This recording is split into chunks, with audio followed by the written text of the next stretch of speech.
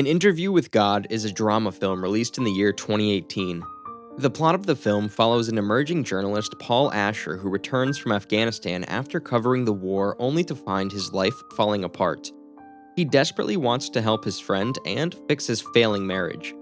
Amidst the chaos, his life takes an interesting turn when he finds himself interviewing a man who claims to be God.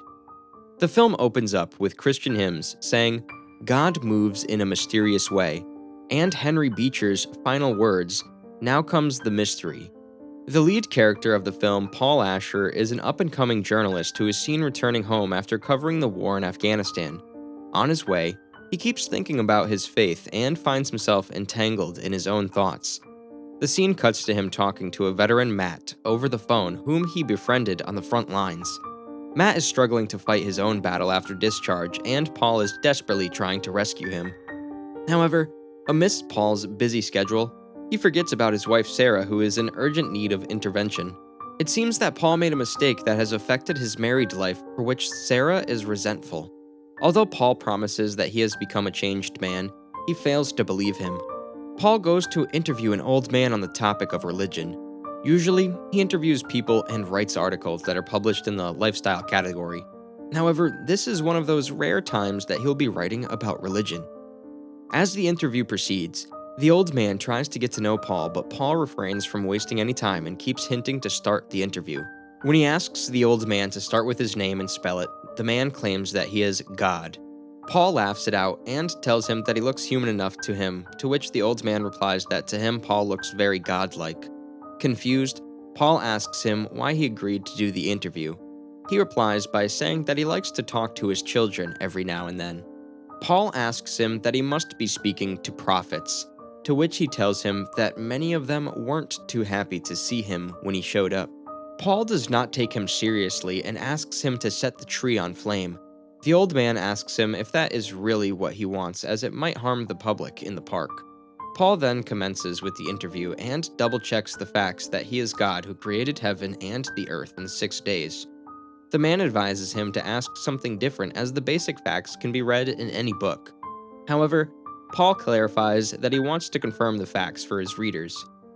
He asks him his age, to which the God replies that he exists outside of time. After all, he is the one who created time. Paul asks him why he selected him as his journalist. The old man explains to him that since Paul has a degree in religious studies and in journalism, he thought he was the best fit. When he mentions Paul's marriage, Paul is startled for a second, but then realizes that his wedding ring must have given it away that he is married. Paul then asks him if it is true that a place like heaven exists. The God tells him that it is true, but one must not consider it merely a place. Paul asks him if Satan is present or not, and finds out that Satan is present but is overrated, as he only has power to the extent that one gives him. Paul then proceeds to ask him what happens to humans after they die. The man tells him that humans are reunited with the everlasting. However, amidst so many questions, he tells Paul that he hasn't asked him one famous question which everyone tends to ask him. Paul understands what he is saying and comes up with the question that, why do bad things happen to good people? He tells the man that he never added this question to the list, as it is more of a complaint than a question.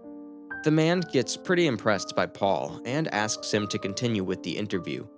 Paul questions him if free will actually exists.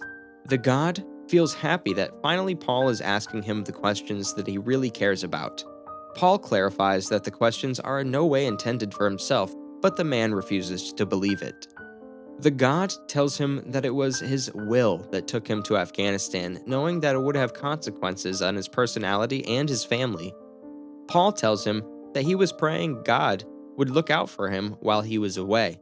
The man hints to him that maybe he has come to help him and insists on calling their interview a conversation. Paul tells him that he is getting paid for taking his interview, and since the time is up, he will meet him the next day. To this, the man replies that the next meeting will be determined. This puzzles Paul even more, and he curiously asks him what is going on. The man tells him that they will continue the conversation in the next meeting. Paul walks away, and after a few steps, he turns around and finds the man disappeared.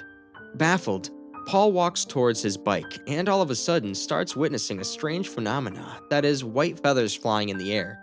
He does not give it much thought and goes to his office. Upon arriving in his cabin, he receives a call from a girl who keeps insisting to meet. Paul tries to brush her off, and just then he's startled to see his editor, Gary, standing behind him. Gary berates him for not taking any time off despite getting paid leave.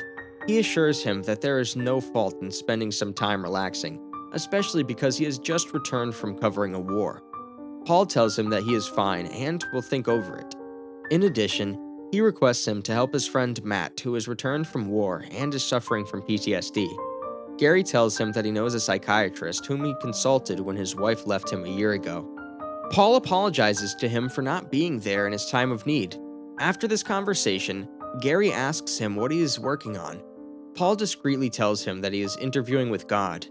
Gary finds the idea very cool and suggests printing his article on the front page. Paul is surprised by the feedback as he started having second thoughts about it. After Gary leaves, Paul calls Sarah and leaves a message to her that he wants to fix their failing marriage. Sarah listens to his message but does not reply back. After work, Paul returns home but does not find Sarah there. He starts working on the article and finds himself in the grips of a personal crisis that he struggles to understand. Frustrated, he smashes a cup on the table and ends up cutting his hand. The following morning, he leaves the apartment and heads to an empty theater where his mother used to work a long time ago. He finds the man who claimed to be God on the stage and he walks toward him to proceed with the interview. The man tells him that he can skip the day if he wants after seeing his injury. Paul apologizes to him for the previous day as somehow he became the center of the interview and assures him that it will not happen again. The God starts by talking about salvation, and before explaining anything, he asks Paul about his thoughts on it. Paul hesitates at first, but after the man's persuasiveness, explains that to him salvation is returning to a state of perfection with the Almighty, absolution from sin forever, and reunification with God for eternity after a lifetime on earth.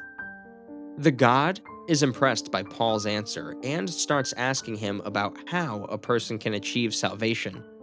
Paul warns him that this is the last question he's going to answer, after which they will have to proceed with the interview. He goes on by answering that salvation can be achieved by following instructions from the Bible.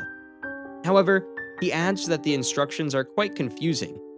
The God replies by saying that no one ever said that his will would be easy. Paul pauses for a second and asks him what this is all about. He tells him that he agreed to interview him because he found the idea intriguing, but due to his continuous questioning, he starts to feel that the man has some hidden agenda. The God tells him that according to his perspective, Paul's idea of faith is not right. Paul tells him to change the subject as he does not want to talk about it. When God presses him to talk about it, Paul loses his cool and decides to walk away as he gets fed up with the evasive answers. The man tells him to talk about his marriage, to which Paul bursts onto him like a volcano for bringing his personal life inappropriately into the conversation. The God cryptically tells him that he is out of time. At first, Paul does not understand the meaning of it and then realizes that he is about to die. His mind blows and he walks out of there. Before he could leave, God tells him that salvation is real and that he can achieve it. Moreover, he tells him that it takes time and dedication to develop faith. He then asks him if he would like to know when he will die. Paul leaves by saying no. Dazed, Paul gets on his bike and travels to his office. He keeps looking at his face to see if something has changed in him. Upon entering his office, he finds Grace, Sarah's sister, sitting in his cabin. He drags her to Gary's room to talk in private. It turns out that she is the girl with whom Paul cheated on Sarah. Seeing Paul's miserable condition, Grace tells him that Sarah had an affair long before he left for Afghanistan.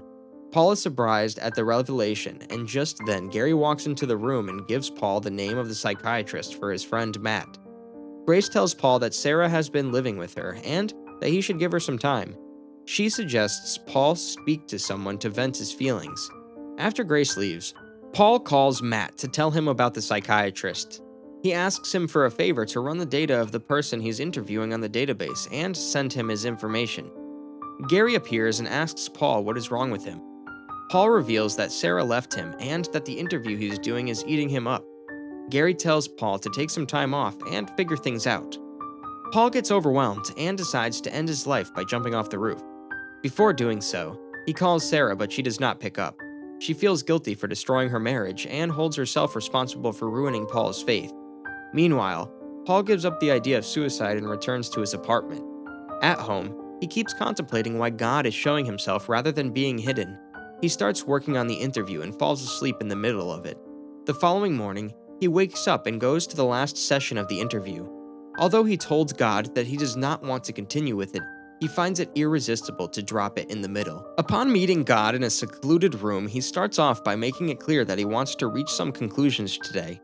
Before starting the interview, he also tells him that he gave him some pretty disturbing news yesterday. God tells him that it was just to motivate him to keep this interview going. Paul starts with his questions and insists on talking about salvation. God tells him that they have already discussed it, but Paul clarifies that salvation is a broad topic and he wants to talk more about it in depth. God clarifies his misconceptions and tells Paul that he has given him the greatest gift of responsibility and justification, and asks him to receive it before it's too late. Paul questions him if it's really a gift or a threat. God replies by saying that it took him thousands of years to find his way to him, and that he really wants him to get on the path of righteousness. He emphasizes that Paul is clearly in the midst of a personal crisis. Paul once again gets frustrated and decides to leave. God tells him that he has been doing him a favor for these past 3 days by giving him something to think about other than his own life. Paul fails to listen to him and walks out of the room. As soon as he leaves, he gets a message from Matt telling him that the man he is interviewing died 12 years ago in Afghanistan. Surprised, Paul walks back into the room and, in his fury, asks the man who he really is. God tells him that he already knows who he is, as he is the one who had called him for the interview. Paul loses his wits and asks him why he isn't helping him. God gives him hope that he can make many things right, like helping his veteran friend and saving his marriage. Suddenly, a white light appears and God disappears into it. A moment later, Paul wakes up in the same room and receives a text from Matt to call him. He walks out of the building and realizes that his bike is stolen as he forgot to lock it. He walks towards his apartment and calls Matt on his way, only to find out that he is feeling better. As Paul arrives at his apartment, he finds Sarah sitting on the stairs. She apologizes to him and expresses her love for him. Paul asks him to come inside to talk, and the two of them walk inside the apartment.